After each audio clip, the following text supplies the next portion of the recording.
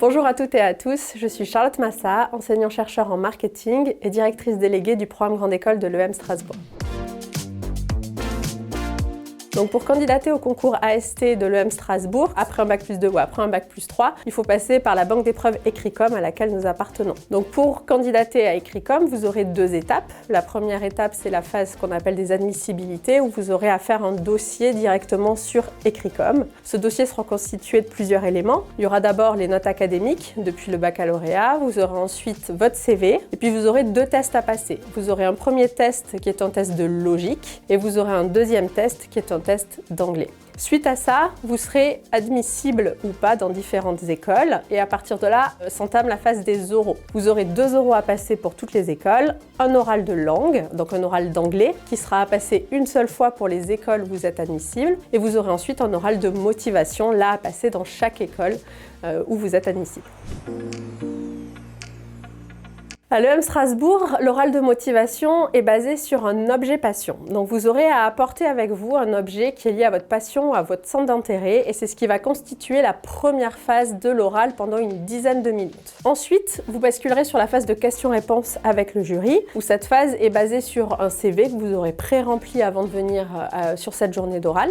Et puis, vous pourrez échanger du coup avec le jury donc sur votre passion et donc sur ces questions-réponses. Les exemples de questions qu'on peut vous poser, on va vous demander du coup, à la suite de votre passion ou de votre centre d'intérêt, de revenir sur certains éléments qui vous ont permis de vous construire par cette passion. On va vous demander bien sûr de vous projeter dans le programme Grande École de l'EM Strasbourg. Donc, est-ce que vous avez regardé notre programme, la vie associative, les parcours, quel type de spécialisation vous voudrez faire, votre avis sur différents sujets d'actualité que vous aurez pu mettre en avant dans ce document. C'est très important aussi pour nous que vous ayez vous-même des questions. Donc, soyez curieux, ayez des questions à poser au jury. C'est vraiment un moment d'échange aussi. Cet oral dure environ 25 minutes.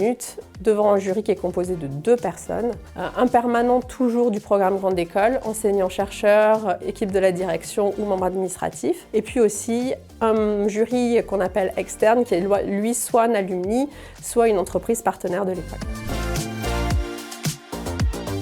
Alors mes conseils pour bien vous préparer, c'est tout simplement de vous préparer, de ne pas prendre à légère ce moment-là, de par exemple sur la première phase d'admissibilité de votre dossier, de ne pas tout faire au dernier moment. On vous demande quand même beaucoup d'éléments, on vous demande aussi de passer 2 tests. Donc si vous prenez du retard, vous allez être stressé, peut-être moins dans des conditions de réussite. Donc comme pour tout, bien sûr, ne faites pas ça au dernier moment. Puis ensuite, mes conseils, ce sera plus pour la phase d'oral et notamment notre oral de motivation. Je vous ai parlé de cet objet passion. N'essayez pas de trouver un objet qui est extraordinaire. Prenez quelque chose qui vraiment vous définit, vous correspond. Même si, entre guillemets, c'est un ballon de foot ou une balle de tennis, c'est que beaucoup de candidats ont ça. Ce qui sera important, c'est comment vous allez vous présenter à travers cet objet. Donc, il faut absolument que vous soyez à l'aise avec et que ce soit quelque chose qui fasse vraiment partie de votre quotidien. Peut-être notre conseil, c'est toujours d'être curieux, de poser des questions, de vous renseigner sur l'école. Quand vous allez venir aussi sur cette phase d'oraux, de vraiment prendre contact avec les étudiants, avec les membres du corps administratif ou de la direction qui peuvent être là et vraiment de vous projeter sur des études dans toutes les écoles où vous allez